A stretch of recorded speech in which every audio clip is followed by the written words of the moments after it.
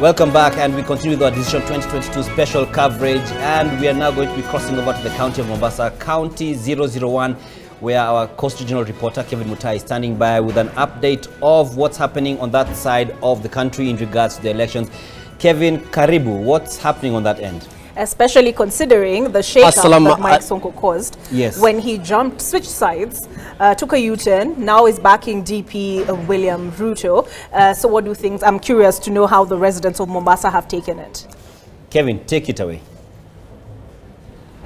Well, assalamu alaikum and good afternoon from County 001, the county of Mombasa, one of the regions that is currently being watched countrywide as matters to do with politics. And of course also, Olive, what you've just said right there is the impact the governor, or rather the former Nairobi County Governor Mike Sonko has brought into the battle for the Mombasa gubernatorial seat that is just 7 days away from the electorate, when they will be going to the ballot to elect a person, or rather an individual who will succeed a two-term Governor Hassan Ali Joho. And of course we have 6 candidates who've been cleared by the IEBC. That is Abdul Somad Sharif Nasir of the ODM party, Hassan Omar of UDA, William Kingi of the Pamoja African Alliance, Shafi Mkazi of UPIA.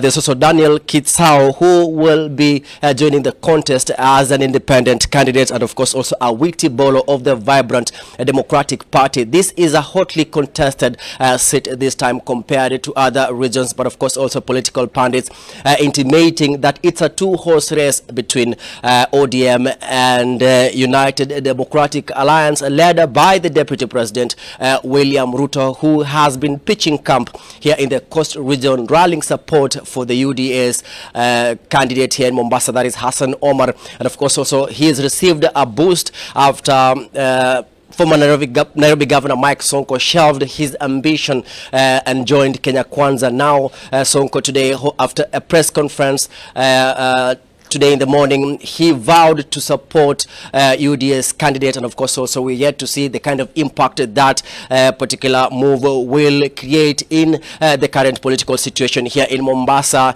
I understood that currently they are in a campaign trail traversing the Mombasa, all the constituencies here in Mombasa County. They were a few minutes ago at the Kongowea market trying to sell the manifesto of the UDA's candidate, and of course also rallying support for their presidential flag bearer, Deputy President William Ruto. We are expecting a huge political duel this weekend. We are being informed that Raila Odinga, together with his running mate Martha Karua, will be heading to the Mombasa, where they'll be having their final and mega rally. And of course also the Deputy President will be leading the Kenya Kwanza Brigade, at the same time also trying to rally the Coast Region to support his stab at the presidency. But of course also we've monitored and seen some political activities happening across the region. We've seen the big political figures here in the region, that is Kilifi Governor Amason Kingi, Salim Mvurya of Kwale County, and Hassan Joho traversing the region, trying to campaign for the candidates in their respective parties, rallying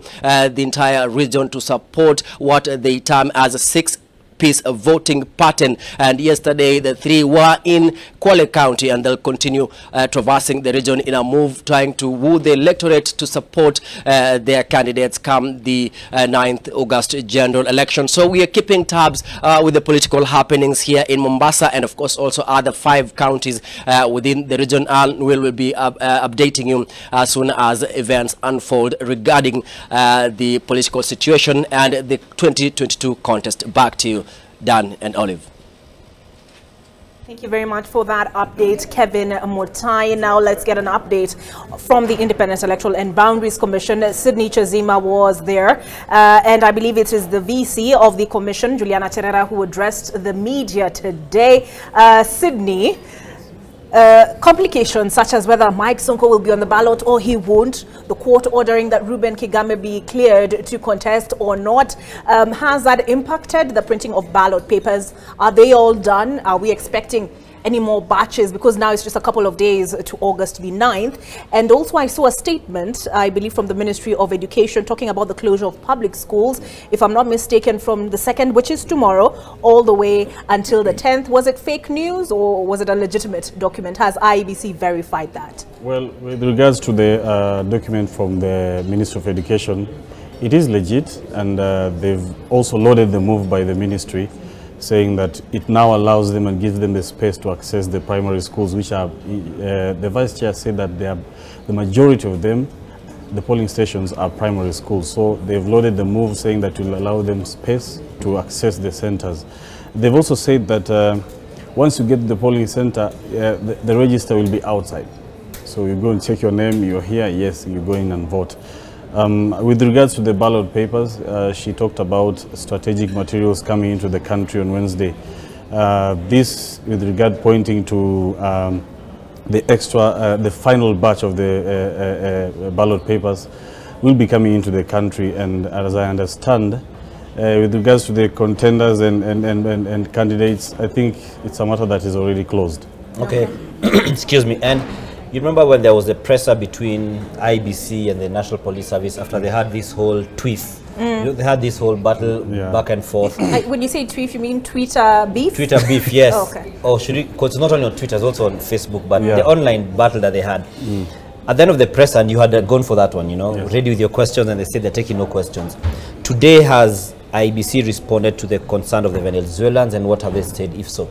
As you stated, we went there last time. It was a Jogo House, and we just finished the presser and then taking no questions. But today, as the VC was speaking, Juliana Cherera, she fielded some questions, saying that on the issue of the Venezuelans, the investigating authorities are the ones to give more details on the issue.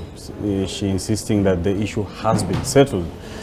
You see, at that point, she's not bent on giving more reasons, but now relaying it to the DCI and the National Police Service. Okay. Right, thank you very much, Sydney, and we now wait to see your story at 7 and 9 p.m. All right. The same. Sydney Chazima, who was at the IBC press briefing, which was not too long ago, giving us an update of the same, as we keep you in the loop of everything that's happening in the country in regards to the political space, preparations for the elections. Schools are meant to be closing tomorrow, the primary schools at least, and so, you know, they've said that the polling stations are now accessible, majority of them, because before it was a challenge because of the students being there. All right. And we will be delving deeper into these matters with a panelist, including these last-minute political realignments. Apart from Mike Sonko, we saw Alfred Mutua endorse Wavinya Ndeti, who is an Azimio candidate, but more on that on the other side of this. Let's listen in to fishermen first from Kilifi County as they share some of the challenges they face in the business, such as lack of collateral to get loans and their expectations of the incoming government.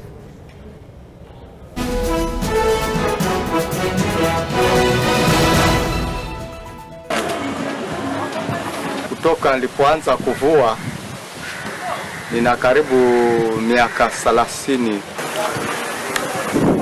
Nimelelewa na uvuvi na nikasoma nikivua samaki mpaka nikafika darasa la 6. Nikashindwa ni pesa kwa sababu ilikuwa wazazi wangu hawana nafasi ya kunisomesha. Huwa mimi ninapata kama 2,000, 3,000 hivi. Kama season ni nzuri, na kama season ni mbaya huwa tunaweza kutoka na 500. Kama wakati huu wa kusi naweza kwenda ukapata karibu kilo 2 au kilo 3, kwa sababu hali ya weather ni mbaya. Saa hii zile nyavu ambazo tulikuwa tukitumia, basi saa hii tunaambiwa tusitumie nyavu hizo. Tulikuwa tunatumia nyavu za mkano, na nyavu za mkano huwa zinavua mchana na usiku. Ukienda ukikosa usiku, mchana unaenda na unapata mfuko. Lakini saa hii kuna shirika linaitwa Maritime Coast Guard, hao wakikuona na hizo nyavu za mkano saa hii huwa basi wanakuzishika na wanazichoma, na hizo ndio nyavu ambazo zinatupatia mifuko sisi ya unga. Rais wetu Uhuru Kenyatta amekuja akasema kuna pesa nimezitoa hapa zisaidie wavuvi. Na hizo pesa kweli zimetolewa na zikakabidhi watu wetu wa hapa kaunti ya Kilifi, lakini sasa hizo pesa zimewekwa masharti makubwa. Mpaka sasa tumeapply hizo makaratasi, tumeapply tukaambiwa haifai mpaka hizo pesa hatujazipata. Toka tulipoapply toka mwezi wa 4 mpaka saa hii hatujapata hiyo pesa na haijatusaidia na lolote. Masharti magumu ni gani mbaya mimi? Masharti magumu ni kwamba unaambiwa wewe kwanza uwe kule kwenye akaunti yako kuna karibu laki au laki mbili, ndio sasa upewe milioni 3 kama ni kikundi. Sasa laki mbili au 3 sasa ndio upewe milioni 3. Sasa sisi hauwezo kama huo hatuna. Sasa tukawaambia kama hiyo pesa imekuja itusaidie, si wavuvi ni tusaidie, lakini hao masharti ya laki 3, laki mbili ndio upewe milioni 3, hatuna uwezo. Kwa hivyo hiyo pesa ikawa tumeikosa, hatujapata mpaka saa hii. Hiyo pesa imewachwa hapa serikali ya county kwa sababu itupatie sisi, na hiyo serikali ya county ni kwamba haija kuwa tayari kutupatia, maana kwa sababu masharti hayo imeundwa hapa serikali hii ya county. Kitu cha kwanza tunataka tununuliwe boti kubwa za kuenda kusafiri kwenda maji mengi, ambao huko tunaweza kwenda kaa karibu wiki nzima tunavua huko deep sea, halafu ndio tunaleta samaki kwa wingi kama tani 20-30 hivi tunazileta bandarini. Tuwezeshwe pia hapo bandarini kutengezewa cold store ya kuwa tukileta wale samaki tunaweka pale, na wale wachuruzi wetu wao wanaweza kuchukua samaki bila matatizo.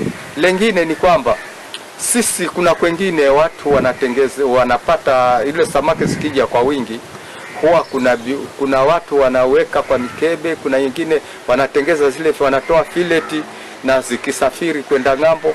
Na pia vijana wetu pia katika hiyo mambo hayo ikiwekwa, watapata ajira pia kutoka hapo, kwa sababu kama kuna kutengeza fileti za samaki na kupaki kwenye maboksi, ambao vijana wetu wengi wangepata kazi pale.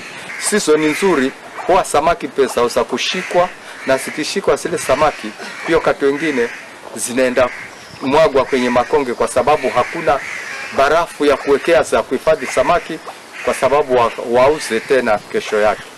Sasa hizi ndio zinatakikana, wanasema tutumie hizi zauzi hizi. Sasa hizi zauzi zinavua usiku peke yake, lakini asubuhi haziwezi kuvua hizi. Kuking'ara basi ni uende nyumbani. Sasa ambao hazitakikani basi ni hizi za mkano hizi. Wanazita monofilament, ndio wanasema hawazitaki. Na hizi zinavua mchana na usiku.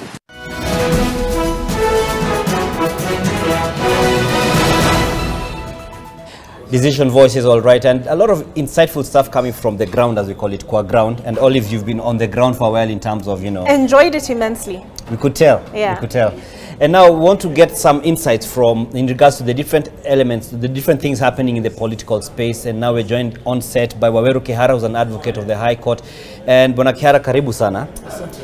Maybe just, what are your thoughts in regards to, we've seen Mike Sonko moved, from Azimio to UDA, citing frustration. To Kenya Kwanza, yes. Citing the frustrations. What do you read of that?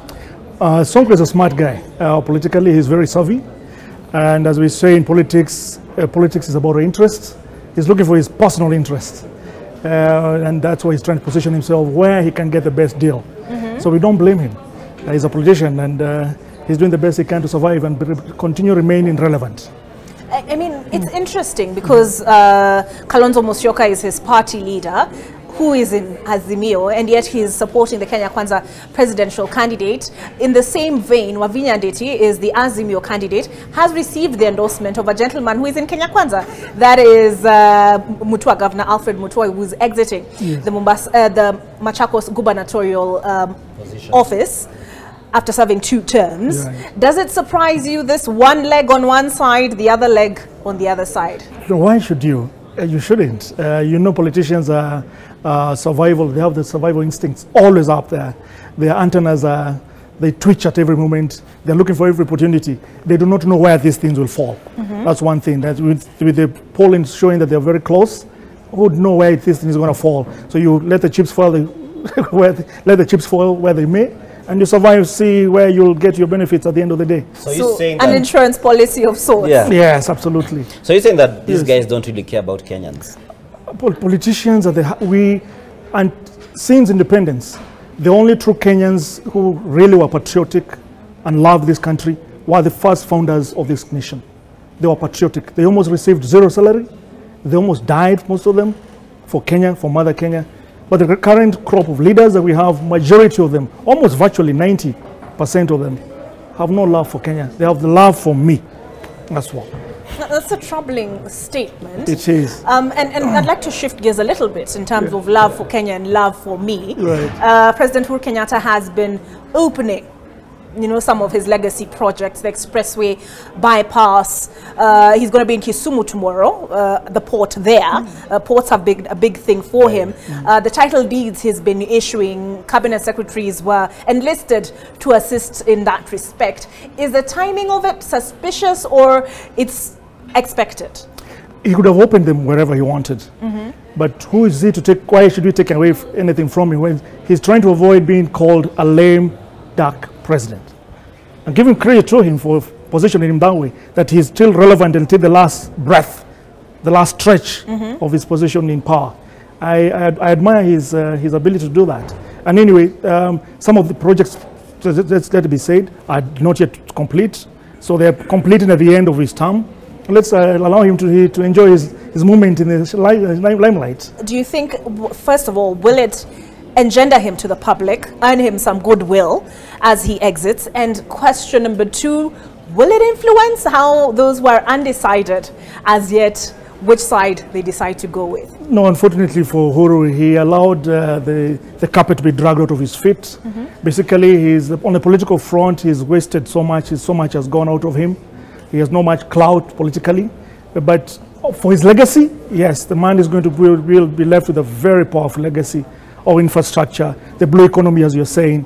Both at the port has created the first marine academy, right? And here at the port, Kisumu, he has a refinery, the ferry that is now up and about running. They're building ships.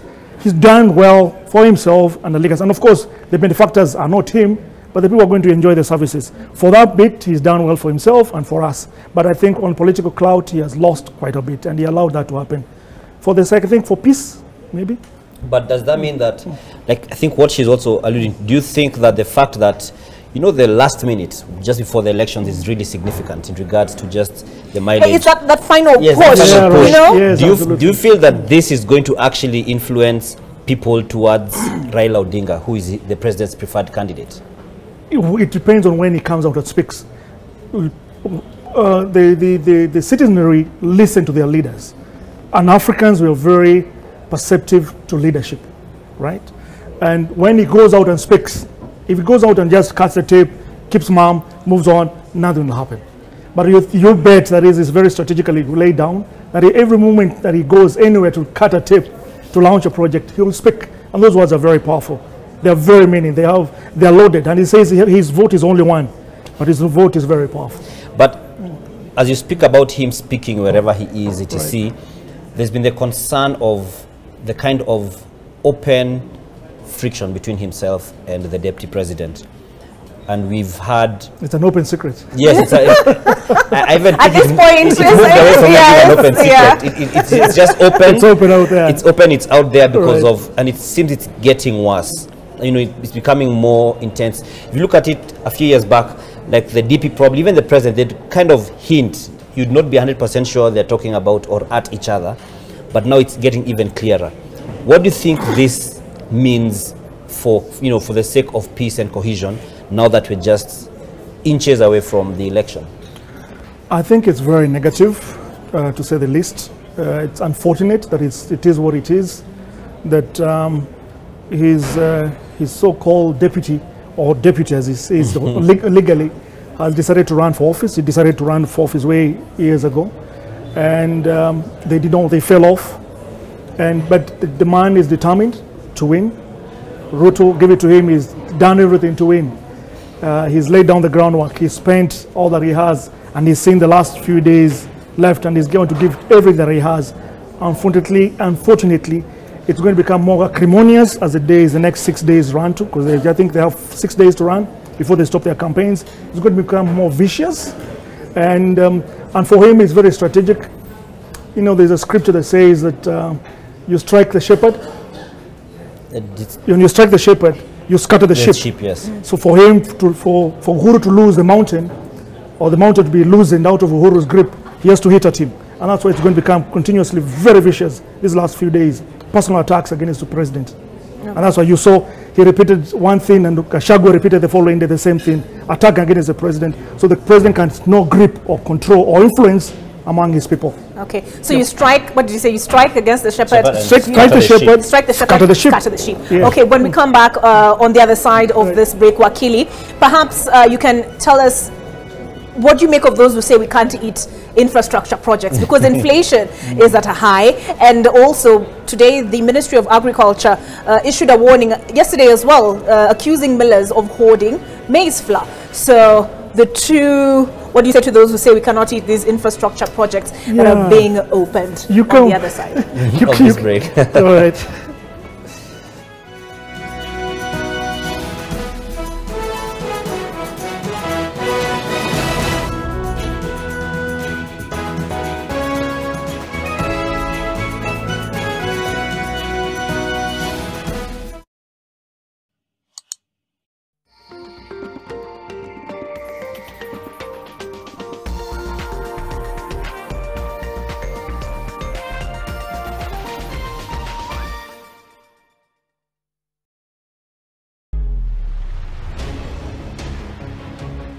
When you wake up in the morning, a whole world awaits you. And the news clock is already ticking fast. But how do you cut through the noise and gain understanding? That is why here at NTV, we are adding a new menu to your morning. Every weekday, our breakfast show is getting bigger and merrier. We'll start your morning with breaking news, political debates, and informed analysis on MLive. We'll be live with the big interviews that are defining this election season. As we complete your world view with the biggest social issues of our time, that will be On Your World, which will now start at 8 a.m. Don't miss our new look breakfast show every Wednesday morning, now featuring AM Live from 6 a.m. to 8 a.m. and Your World from 8 a.m. to 9 a.m. At each stage of your business cycle, there are different opportunities and challenges. Has your business evolved and made strides to adapt and be the best in your field? Enter the 2022 Top 100 Mid-Sized Companies Survey and showcase how you have driven success at every stage of your business. Submit your entry at www.eastafricatop100.com. Survey closes on 9th September 2022. Top 100 SMEs. Be seated among the great.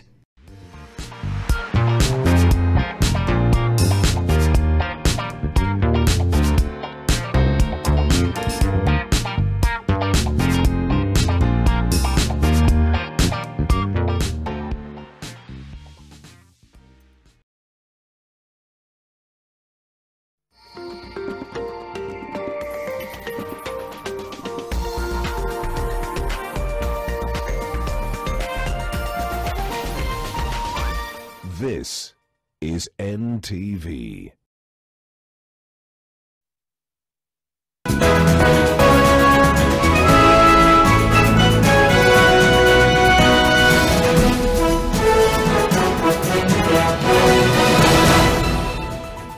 Welcome back to our special coverage of Decision 2022. Still with us is Wakili Advocate Waweru Kihara. Wakili, before we took that break, yes. I asked you what of those, because you say this will earn President Uhuru Kenyatta some goodwill as he exits. He's exiting strong. But what do you say to those who say he's exiting at a time when maize flour escalated to 230 shillings per 2 kgs? LPG gas went up, I think, by 16, was reduced to 8% VAT. Inflation hit an all-time high of 8.5%. I won't get into too much detail. That is the preserve of Julian Zambo. I do not want to embarrass myself. But isn't that a competing legacy, so to speak? Yeah, the president has the nominee of being unfortunate of two issues, basically. And people don't want to hear about it, but it has an impact on what we as a country, as an economy. The first one was COVID. 2 years of shutting down an economy, right? If you are not employed for 2 years, how would you survive?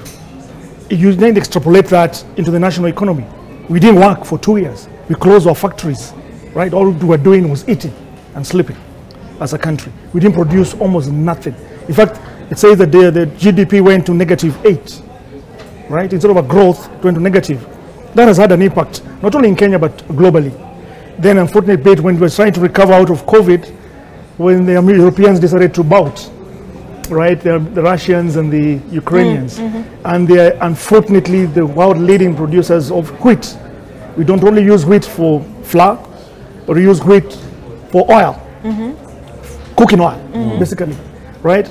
And then the unfortunate bit is when, during COVID, the big multinational companies that transport cargo on the sea came together and formed one big company, and they're controlling prices. And we know that we are importing, we're a net importer almost of everything. They affect everything that we bring along, machinery, clothes that we wear.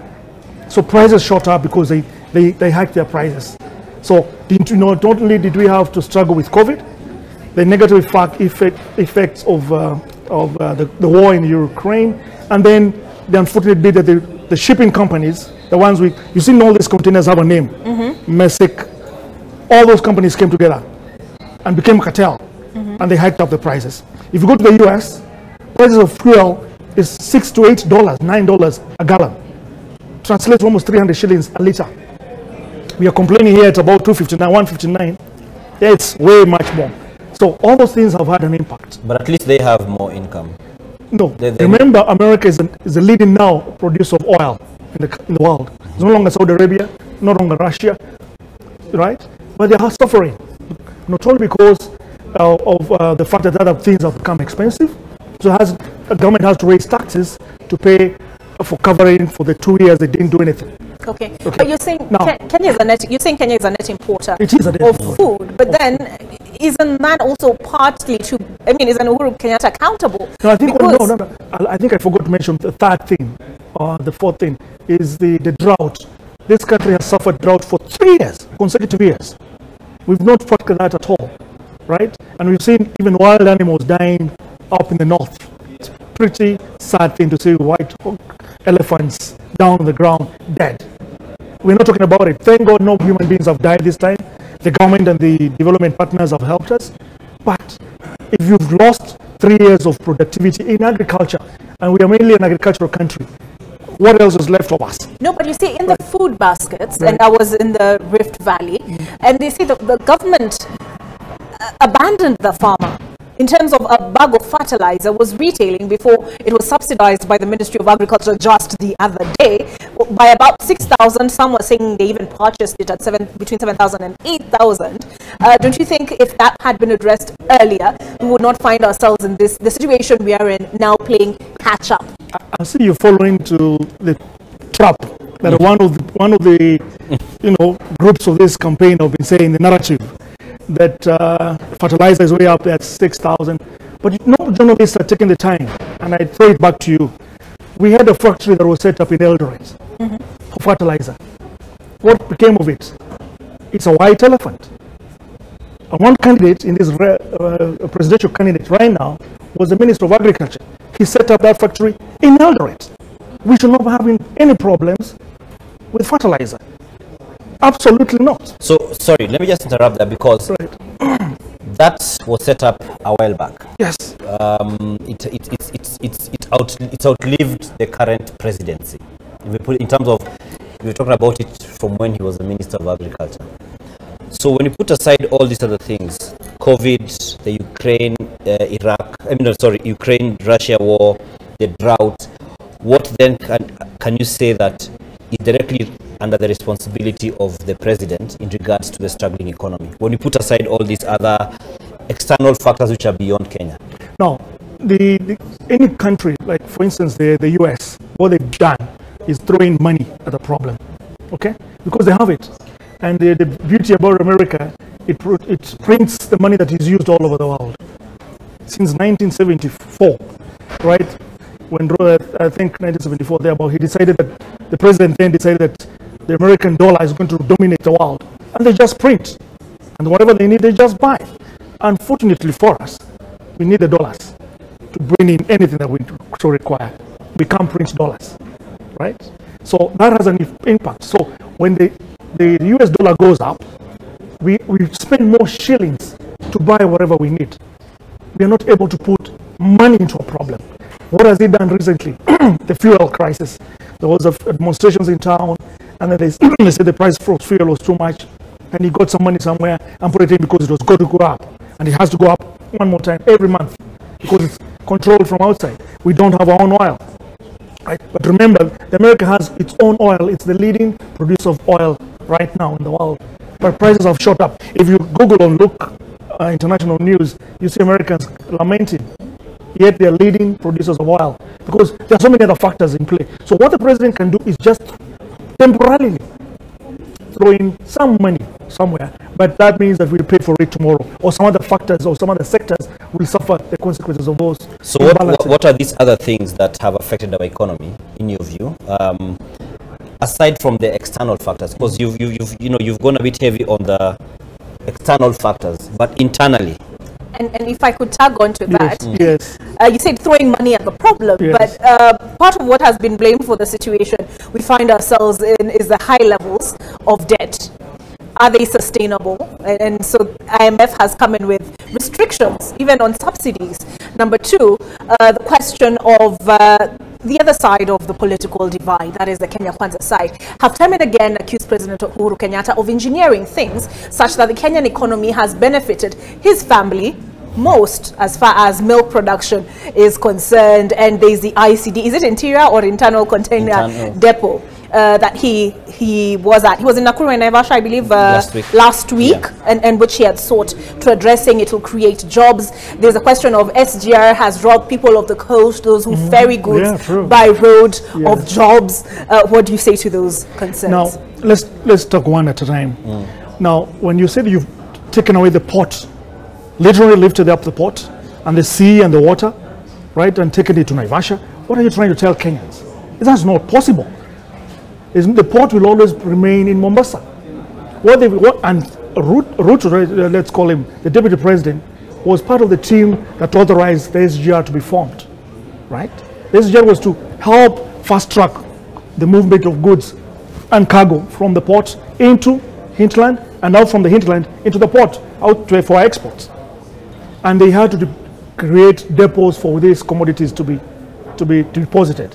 Right, we had a lot of big competition, especially from Tanzania. Tanzania was building up its own other ports, and a lot of business was going. And there was a backlog of goods when they come to the port of Mombasa, Kilindini.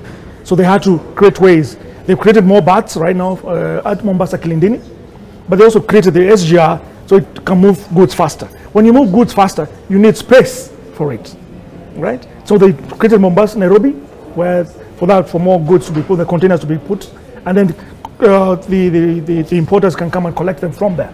Then they did it again in Naivasha so that we can do it for the hinterland, but also into Uganda, into South Sudan. The guys who are coming, when the SGR ended in Naivasha, right, they decided that that port, that area had to be an internal container depot. It's not moving the port at any instance. You cannot move Mombasa port anywhere.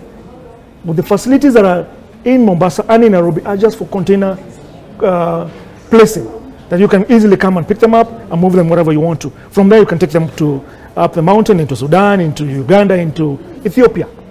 There's nothing about moving the port. That's done. I think we should rebut and rebut that claim that you can move the port. It's not possible. Because unless the ships can come into the hinterland, you can create a lake and a channel, use maybe Turkana Lake, Tana, all the way that you can move the port. It's not possible.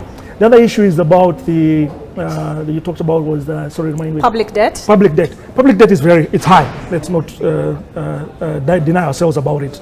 But it's for projects that are going to be viable for the country. I don't think money has been wasted, right? It has been debt that has gone to infrastructure.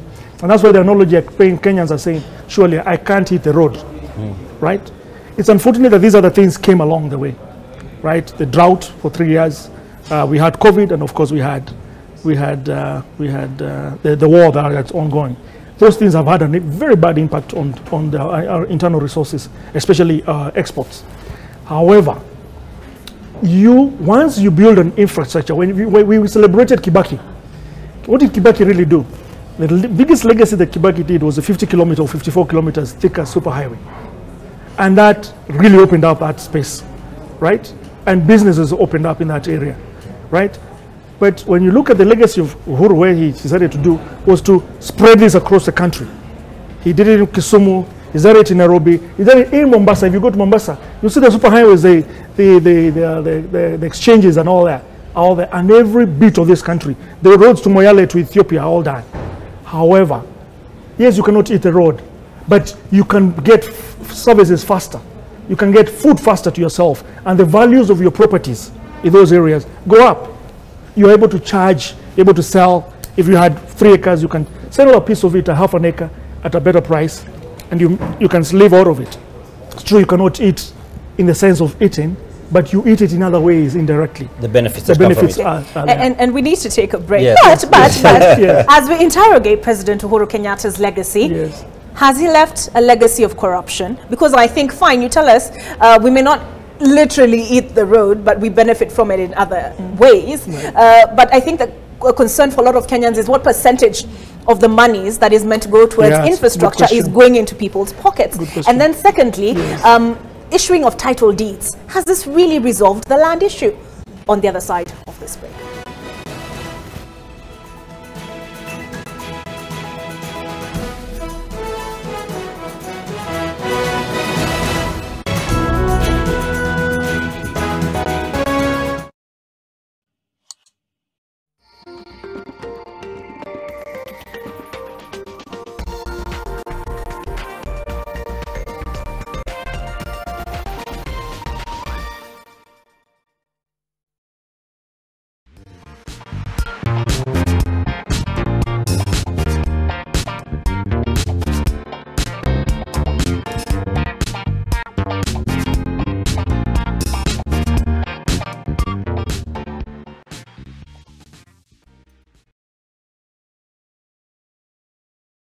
Check it. Let's talk about banking.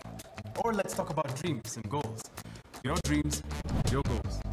If you're like Louise, you value doing biz with ease. Or maybe you're like Dan, a family man with a plan. At Diamond Trust Bank, it starts with one dream, one goal, one deposit, and one transaction. Pamoja, let's make it happen. So don't just bank with us, bank on us.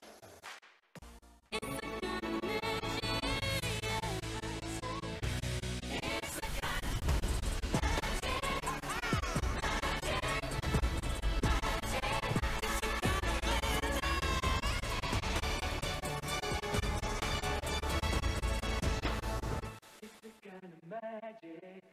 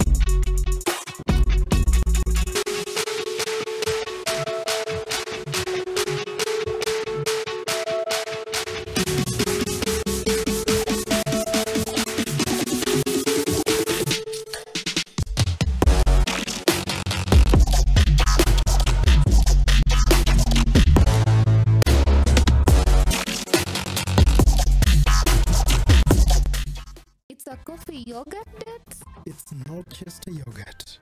It's Royal Coffee Yogurt. Flow with the sweet taste of thick and smooth Royal Fresh coffee yogurt. Royal Fresh, the royal taste of freshness.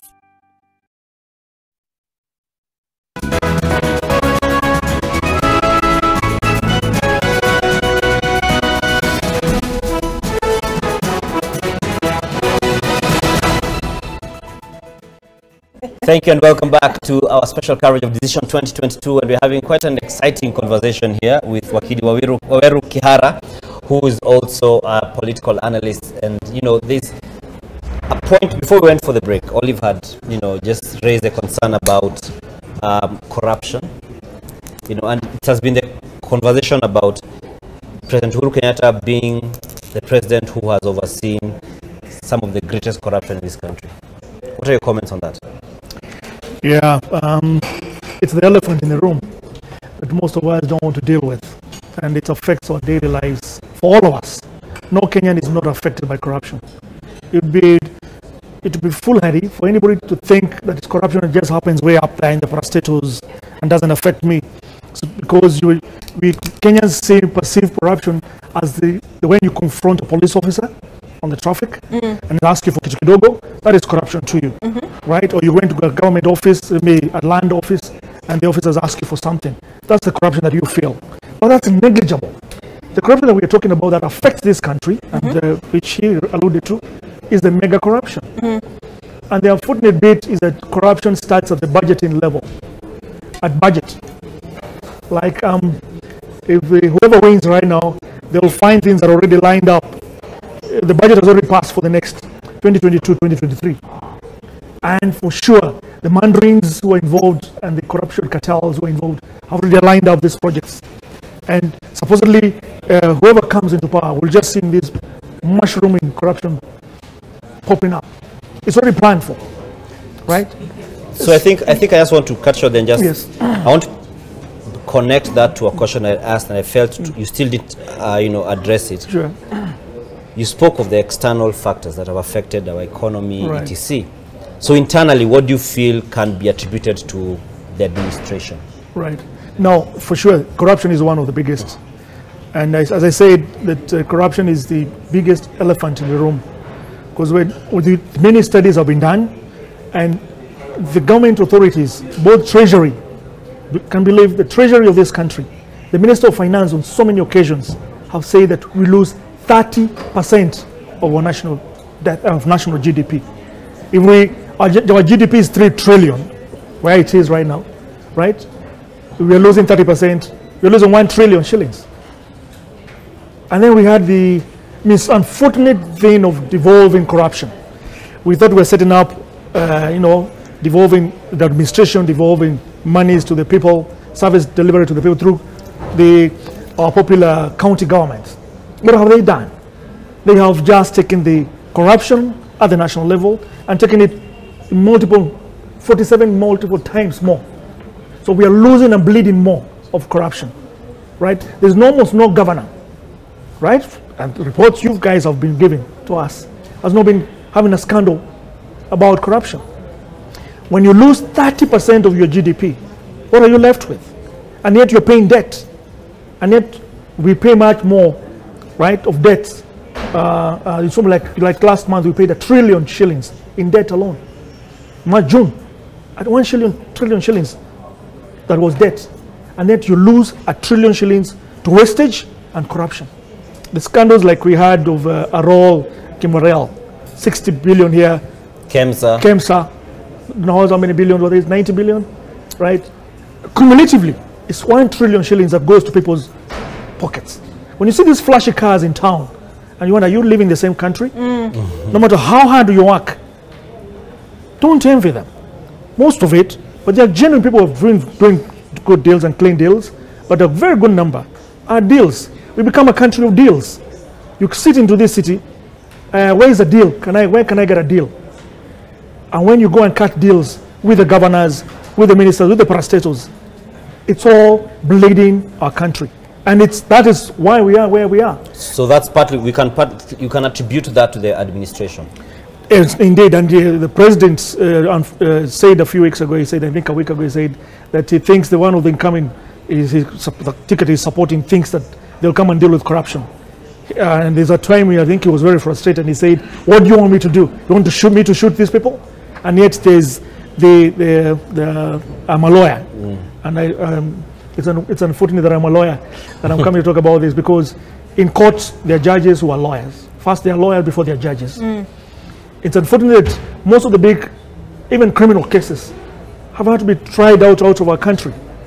Be it animal poaching. And guys are taken to the US. Is it drugs? Guys are only tried in the US.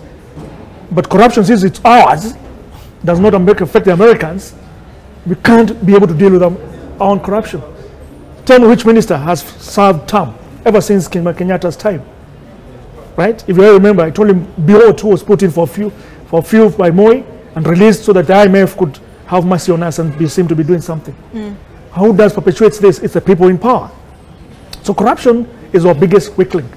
If you compare our country, we always say that at independence, we were at power, even sometimes better with South Korea, Taiwan, and all these countries. It always comes up. Yeah. Yes, it is. It's one of the consistent things. And Chile, right, they had a dictator, like we did at some point. But some of them were benevolent dictators. I don't know why that's where we need to go. But they conquered. The one thing that they did is deal with corruption. If you deal with corruption in this country, and you give us 1 trillion shillings, or give the government 1 trillion shillings, or extra, how much more could we do? Just think about it. 1 trillion shillings. Is there really will to fight corruption? And it's a grim picture, because I think one of the most infamous statements that President Uhuru Kenyatta ever made, State House, remember those forums that were held there? And he said, "Mnataka nifanye nini?" I think that is one of the most infamous statements he's ever made in the duration of his presidency. And then you have Interior Cabinet Secretary Fred Matiang'i saying, we risk electing about 40% of thugs, of corrupt leaders who are lacking in integrity. Yeah. Now, what does that say? Who puts these people in power? The people. It's we. Every day on 9th of August, we'll rise up, take my ID humbly, diligently, go and appear before the polling officer, get my documents, and tick off the most popular leader. The one who's saying the things that make me happy. It's talking to my emotions. We don't sit and think for 1 second, what do I really want? I think people say, "Huyo ni mwizi wetu." ama ukiba, what people say, ukiba iba kidogo. Actually, someone once told me that there's a certain politician who was, implicated in graft, etc. But they said when they went back to vie in their hometown, they're like, even if it's your child, hata kama ni mwizi, when they come back home, you'll say, imagine it's still our child. So they will still support you, which again speaks to, I guess, the psyche of the people. So and so has been implicated in this, but you still choose to go with them. Is it that we don't believe? I mean, you hear many people saying, want someone of integrity, etc. Those are in our books. There's a statistic that goes around 80% Christian, etc. So why don't you find the poll saying 80% is with Wahiga Maure? That's a good question. And as you respond to that, there's this animal, state capture. When Kenya Kwanza discussing the question of corruption, they say, like, you talked about the mega corruption, and they said this is where these persons who are in power are orchestrating things to benefit them personally. Is there a basis to the clamor we are hearing about state capture? I think I'll deal with yours. You still get there, but anyway, yes. Okay, let me deal with state capture. So this is a statement that a catchphrase that has been taken from South Africa, has been imported because of Zuma. Yes. You remember it? And the Guptas? The Guptas. The Guptas had captured the president, right? He was being manipulated as a puppet. We call it the what? Marionettes. The marionettes. Yes. He was dancing to their tune. The Guptas, they could land in the Air Force and not land in the international airport with their private jets and be escorted out and stuff like that. They could carry money out without declaring it. That's what state capture is. That you use state machinery right? Whatever it states, to benefit a few, okay? And you avoid the normal procedures of doing things. And that the state is there to serve the individuals instead of the populace. Now, in Kenya, we don't have that yet, that we could slip easily into that particular situation. And all you need is a dictator, and that's all. A person who's, like you saw what they did to Johannesburg and other cities. When he was arrested, he was not out for power, but he was arrested, they banned the entire city, right? They closed it down, how powerful these people are. And that's what when in our situation, we have the situation where the politicians buy our influence, use their money, that we feel that we can't do it without them. They've blocked us and into cocoons of our tribes. So no matter what he does, he's our son, right? When he comes and trickles down a church donation, a school harambe, tokenism, he's our son. Until the day democracy really settles in this country, we are not going to go anywhere. We don't have a democracy. We cheat ourselves that we have a democracy. We call it African democracy or Kenyan democracy type of.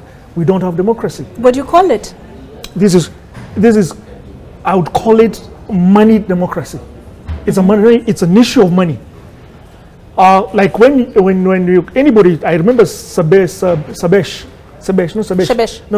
Esther, sorry. Oh, okay. When she was running the first time, and she kept on lamenting that you're asking me for money. I don't have the money, right, to give, right? And most of these, even Sebesh, they like the one nominated initially, because they don't have the money. When they come to campaign, if I came to this office and I said, I'm running for office, a good number will come and say, Mkubwa, kitu yetu, tuachie chai.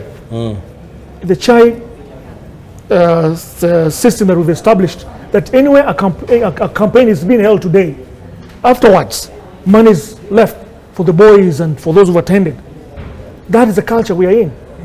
So we are the ones who perpetuated it, allowed it to happen, not only because we are poor, and a good number of us are poor and jobless, but as we say, the statistics say only it's about 2.6 million are actually unemployed. But when you go to these rallies and all, there are more in a day that are attending the rallies every day. But some of them, that is their employment, so to speak. Most of them have bodas. They are earning a salary, earning about 1,000 shillings a day. But they would rather not toil, be given fuel, sit there, and given 500 shillings at the end of the day. I guess that's all they have, really. That's all they have. They don't have much of options sometimes. Not all. Not all. It's become a culture. And we blame ourselves as a people when we see our leaders as a channel of getting bread for the day. Because when they get into office, they're looking to recoup. They have no those choice. Monies. They'll use, and that's why we can't. Remember, there was a debate about passing and enhancing the IEBC had brought a law to enhance the limits that the candidates can use, campaign financing. Yes. What happened to it? It was shut down. It was shut down in They said there's no time for this to debate it because they want money to buy your influence. Okay, and still on the economy, Dan, if you don't mind. Because before it was right. Still on the economy, if you don't mind. This administration has been accused of fostering a conducive business environment for multinationals, and then giving homegrown enterprises a difficult time of it in terms of taxation, even access to power. The cost of power was brought down just a few months ago. What do you have to say to that? Now, you know who he that pays the piper plays a tune. Plays a tune. He that pays the piper plays a tune, right? So if I pay you, you have to pay.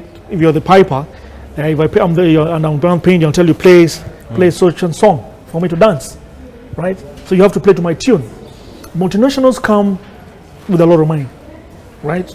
Right from the licensing, there's a lot of greasing that happens around, right? And when they sit here pretty, they know how they have the sharpest minds in accounting in this country working for them. They pay the least taxes in comparison to our local companies. I remember one time, the one-time finance minister, Amos Kimunya, trying to take them on. He didn't succeed. Multinationals play with your accounting, and you need to call an accountant to explain this to you. That when they're repatriating their monies back, they exaggerate the expenses.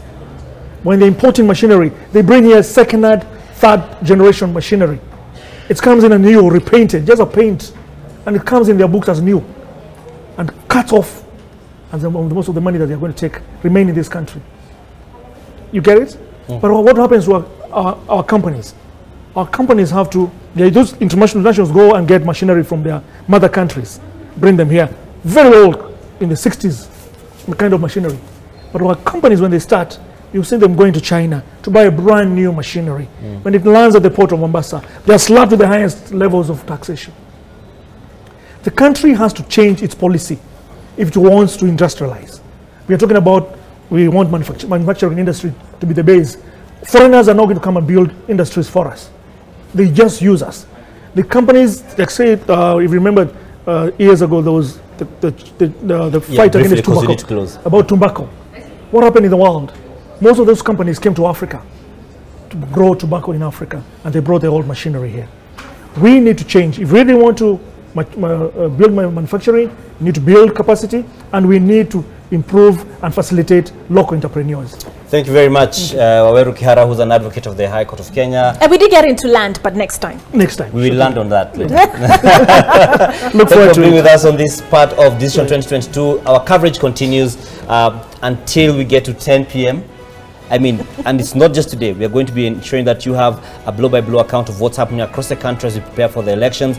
Thanks for joining us. Later on, we'll be having Nick Wambua, and later on, Mark and Smriti will be taking you through the day's broadcast, the day's information of what's happening. My name is Dan Mwangi. Thanks for joining us. Olive Barrows. Have yourselves a great evening. We've been with Wakili. Thank you very much for joining us. Thank you. The pleasure is mine. Thank you.